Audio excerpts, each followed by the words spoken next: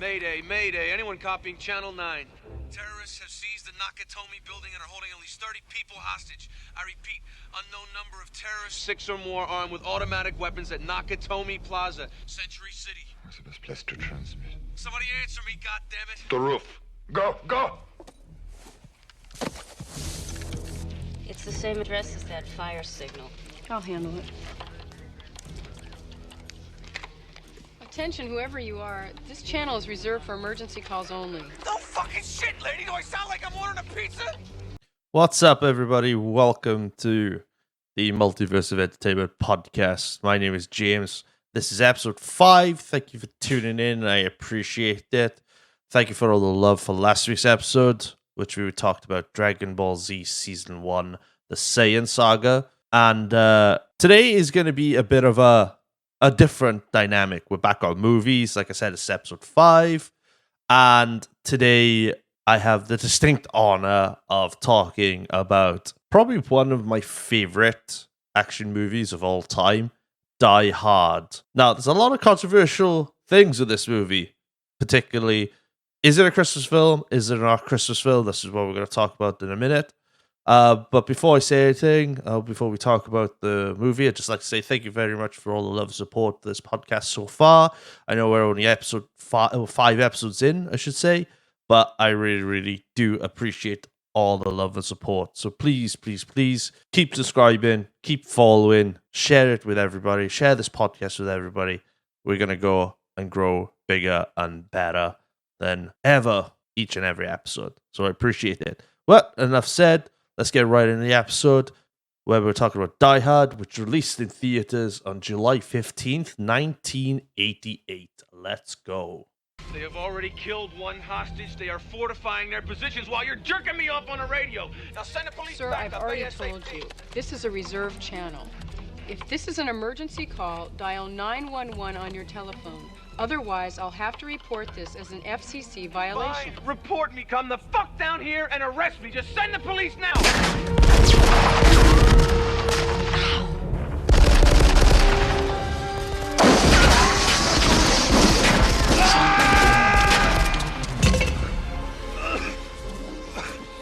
See if there's a black and white that can do a drive-by. All right, so Die Hard. This one is going to be rather enjoyable to talk about because this is, without a doubt, one of the greatest action films to be made. It's one of those films where you just sit there and enjoy it, and it's just like, it's so full of action, but it's a great story as well at the same time. It's got a great cast, such a good cast in this movie. None other than Bruce Willis, who before this movie wasn't even a movie star. He was more of a TV show star.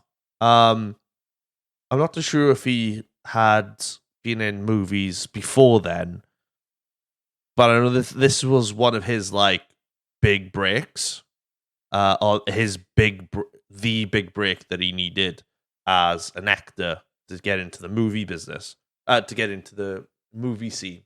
And also he's like seconded by the great Alan Rickman, who's no longer with us. For those of you who don't know who Alan Rickman is, Professor Snape from the Harry Potter movies, and an array of other actors as well, which everyone in this movie was brilliant. Really, really good. This doesn't even have, for me, this movie doesn't even have like bad. I can't see a bad in this movie. I really can't. But it's so good. So the movie obviously released in 1988, as you would have heard in the intro. It's based off a novel, weirdly enough. Most novel films are like romantic or comedy based, you know. There's not many action based films, not that I can remember, were as good as this movie was. And it only had a budget of between $25 million to $35 million, which is crazy for the amount of stuff they did in this film. Which again, which is really, really, really good. So this movie was based on a novel, on a 1979 novel called Nothing Lasts Forever, and it tells the story of a cop who travels from New York all the way to LA to visit his family for Christmas, where his wife has picked up a job at a high-tech company, and she's invited him to come over. They're estranged. His job, obviously, patrolling the streets of New York, make sure New York is safe, putting away bad guys. And he didn't follow her there, so they're really estranged. And this movie takes right. Let's put this out of the way now. All right, the book and the movie's based Christmas time, and it's based on Christmas Eve. And for me, I consider this a Christmas film. It is a Christmas film. It's based on Christmas. The book is based on Christmas. All right. It just happened to be a terrorist group situation, which got involved in the Christmas spirit. Obviously, you know. I think it's a Christmas film. Let me know if you guys think it's a Christmas film. If it's not a Christmas film, but it is not. But Die Hard is considered one of the best Christmas films of all time. So, so we can't say much about that.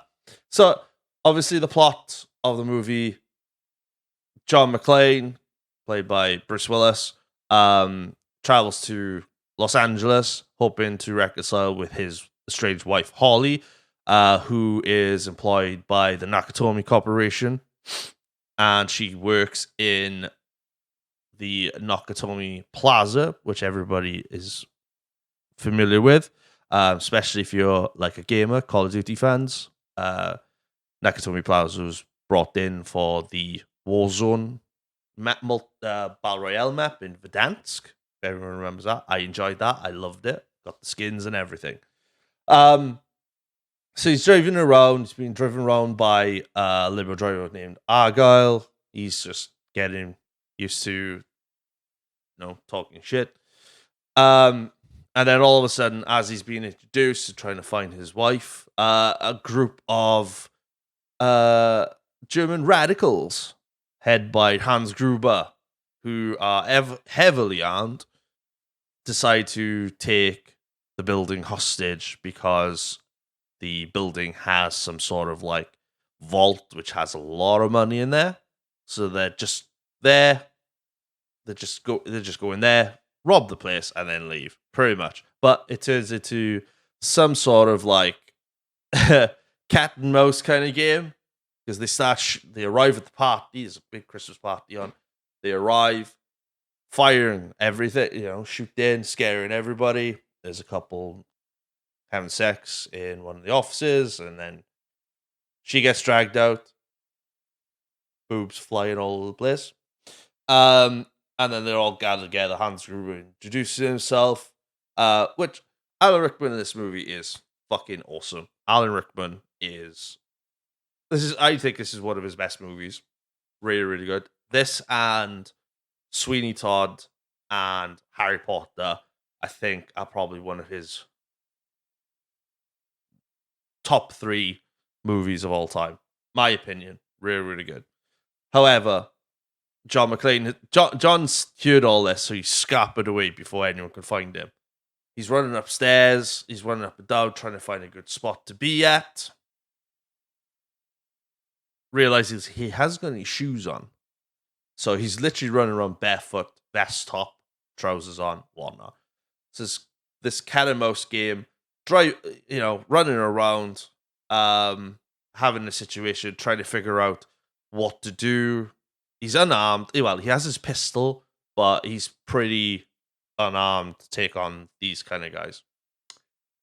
So Hans Gruber takes Mr. Nakatomi up to the conference room where he asks very kindly for the codes for the vault, which obviously he doesn't. Mr. Nakatomi doesn't. Is it Takati? Is it? Is it Takati? Let me have a look. Yeah, it's Takati. Sorry, my bad. Mr. Takati refuses to give it to him, and then Gruber goes, "Okay," kills the guy because the guy goes, "You're gonna have to kill. I'm not gonna give it to you. So you might as well kill me." All right, bang, dead, buried. We'll do the hard way.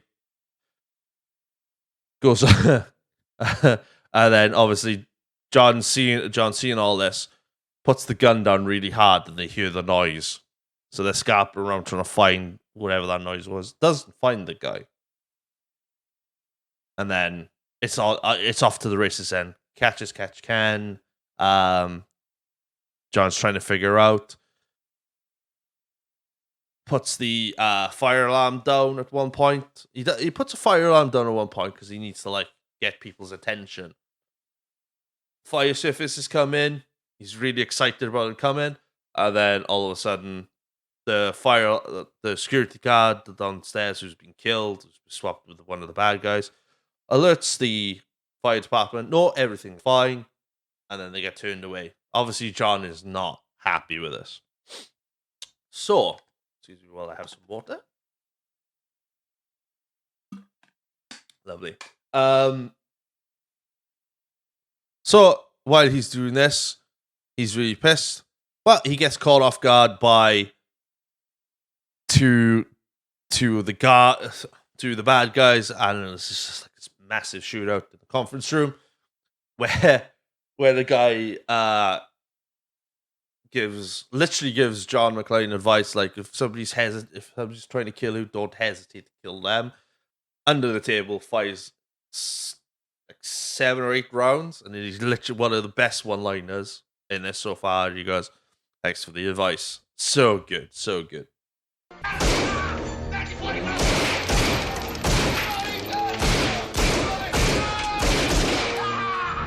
You are done. No more table. Where are you going, pal? Next time you have a chance to kill someone, don't hesitate.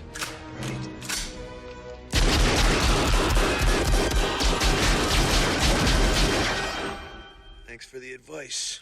While this is all going on as well, obviously you hear the intro. John had managed to get up onto the roof, and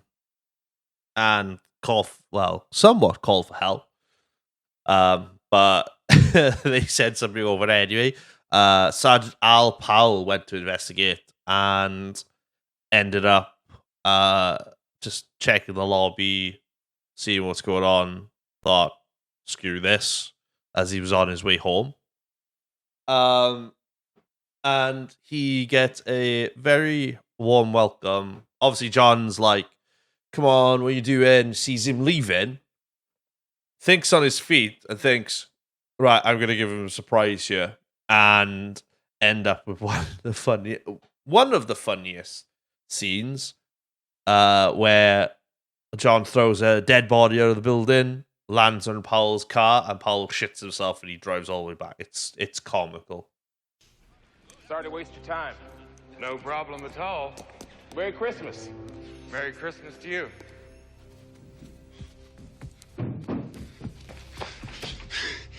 Oh, the weather outside is frightful.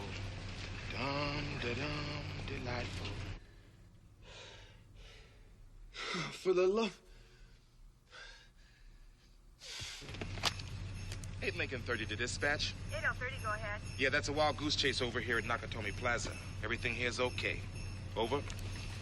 But nobody has no place to go. Let it snow, let it snow, let it snow. Man, God, never seen his head!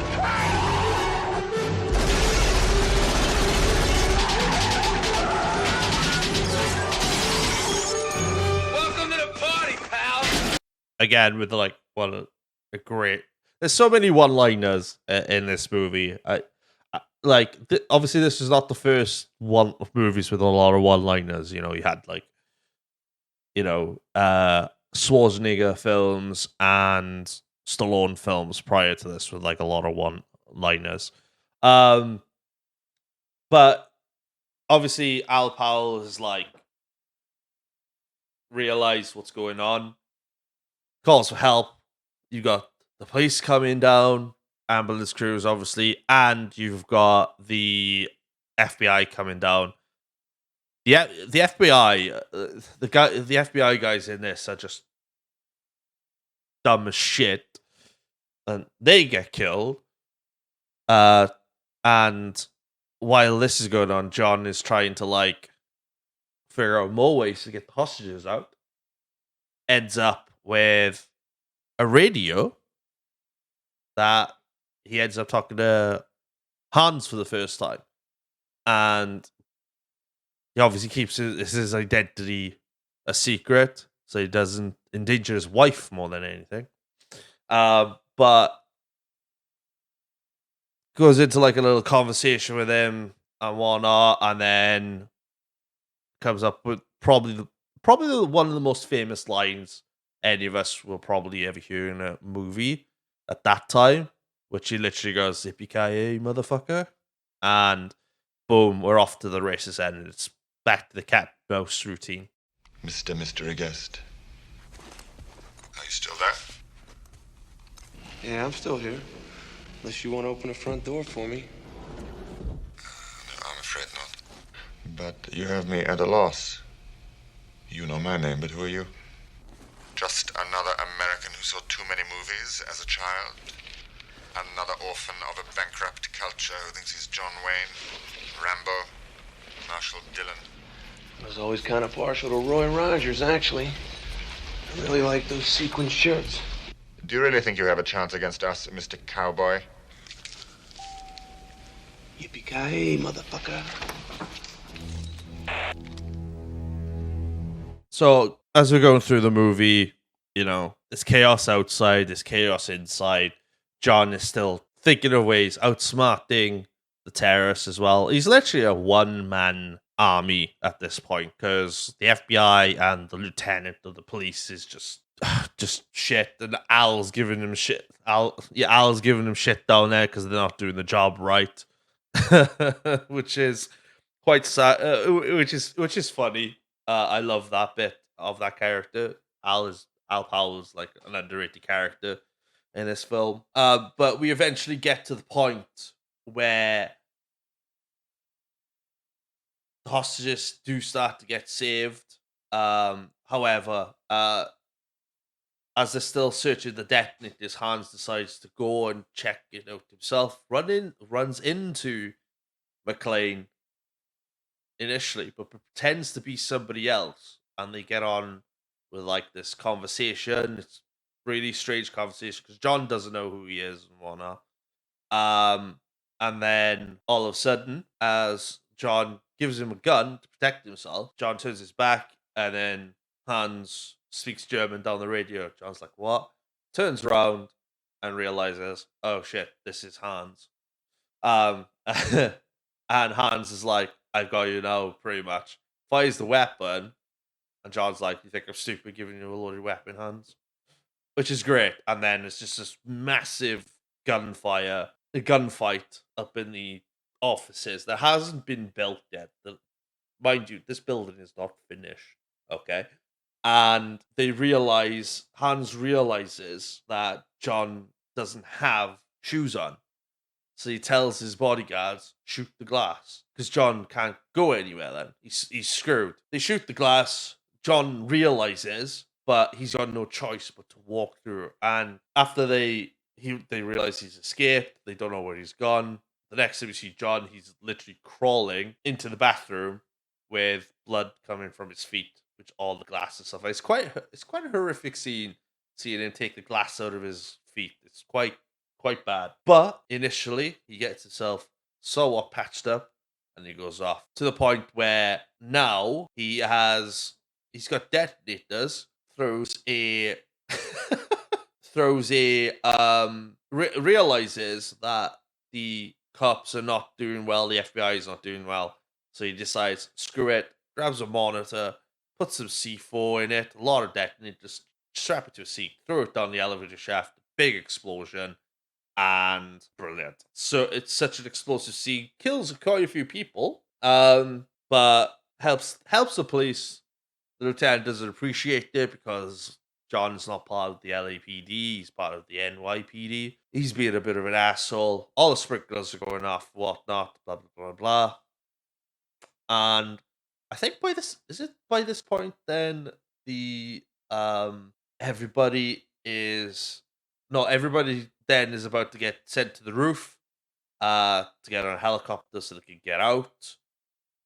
But on the news, on the TV, the news has picked up on who the mystery guy is and goes off to Holly's family home where he interviews the kids. By the way, the news reporter in this, the prick news reporter, is the same guy who plays Walter Peck in Ghostbusters.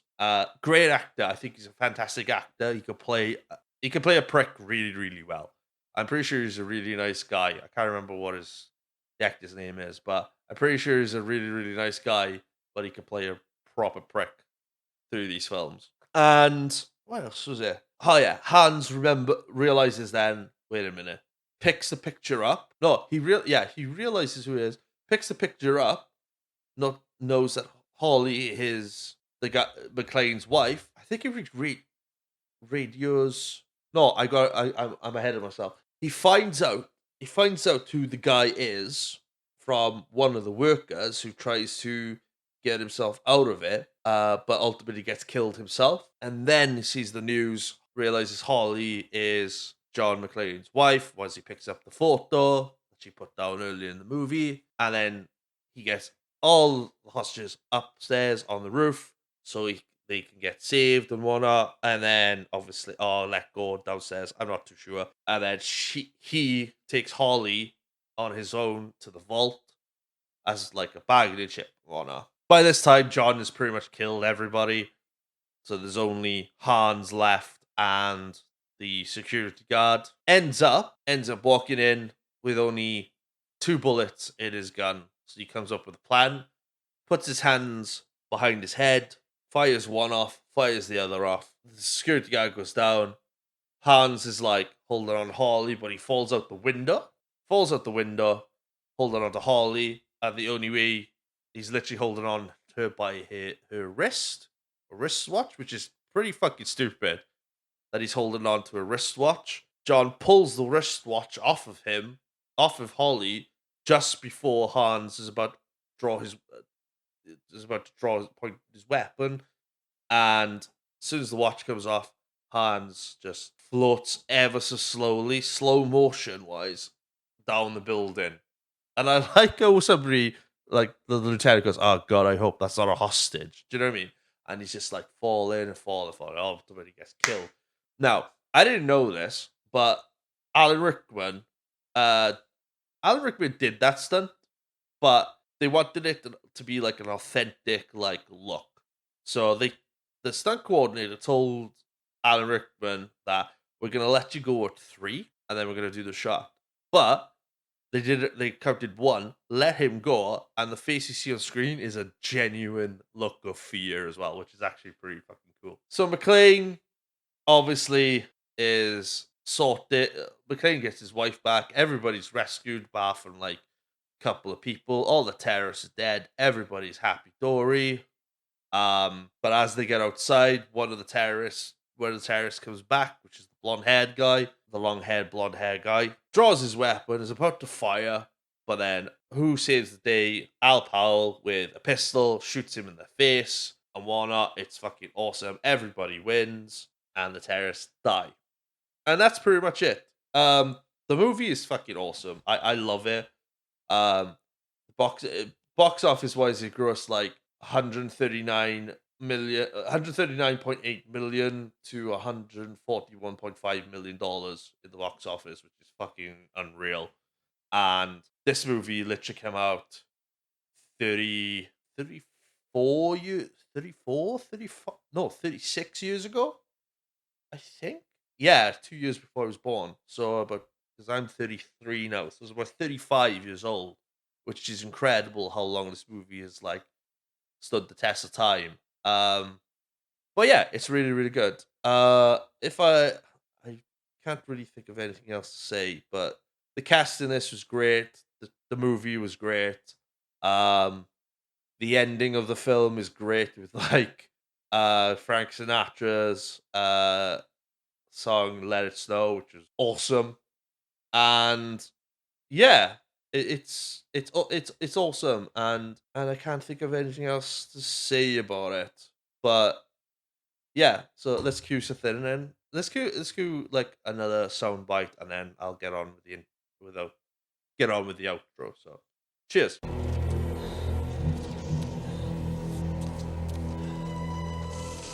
So that's what this is all about? Fucking robbery? Put down the gun. Why'd you have to nuke the whole building, Hans?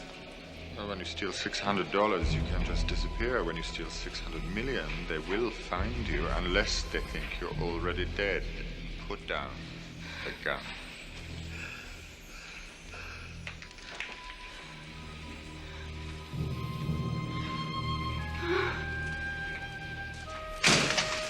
Mine, this is mine. You got me. Still the cowboy.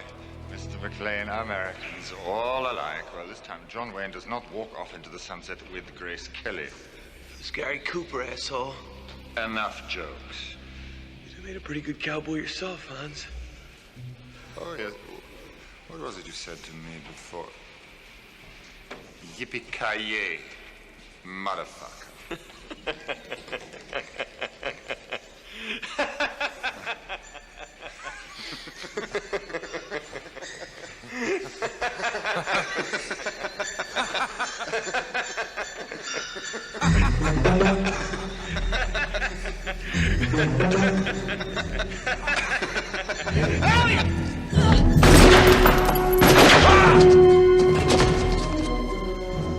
Happy trails, Hans.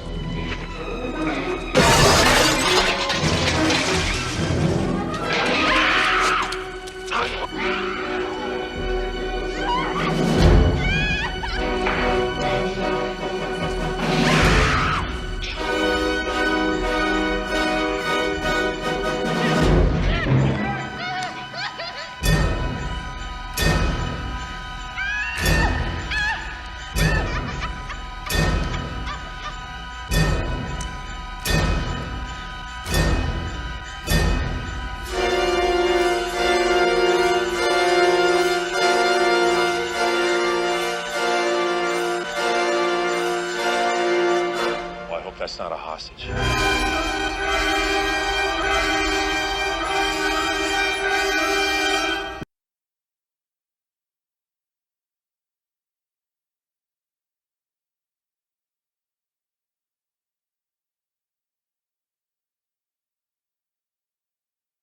And that's it, everybody. Hope you enjoyed this episode. It's a shorter episode compared to last week's episode, but you know, some episodes are long, some episodes are short. It depends. It's like muscle memory, you know? It's just me reminiscing, going down memory lane, remembering what I remember of the film, and really, really enjoying it. I don't do a ton of research on these on everything. I just go by muscle memory, obviously.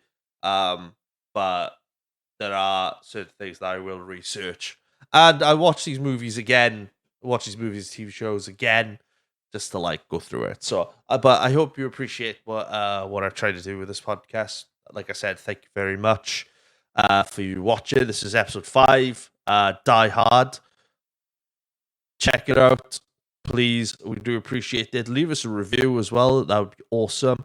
Follow us on all our socials, including Instagram at the whoops, Let me start that again. Teeth back in. Check us out on Instagram at The Multiverse of Entertainment Pod. Check us out on TikTok, where every week you will get a clip for the next episode, which is MoPod on TikTok. I will get these right eventually. Jesus Christ, my brain's going faster than my mouth. Go subscribe to us on YouTube at The Multiverse of Entertainment Podcast on YouTube. Hit the subscribe button. It's free. You get these if you listen to this on YouTube. Please like the video, leave a comment, tell me what your best bits are of the movie or your best memories of the movie, and also follow us on Spotify. Both versions are audio versions, obviously, and it goes well. Give us a review and share it with friends. Share it with friends, guys. If your friends love TV shows and movies, please give us get them over here. The more support, it would be great. And that is it. So the next episode, which is episode 6, which we are back to the TV shows next week. And we are talking about one of my favorite cartoons of all time, Ed, Edd, and Eddy. Do not miss this one. This is going to be great. Have a good one, guys. See you next week. Peace.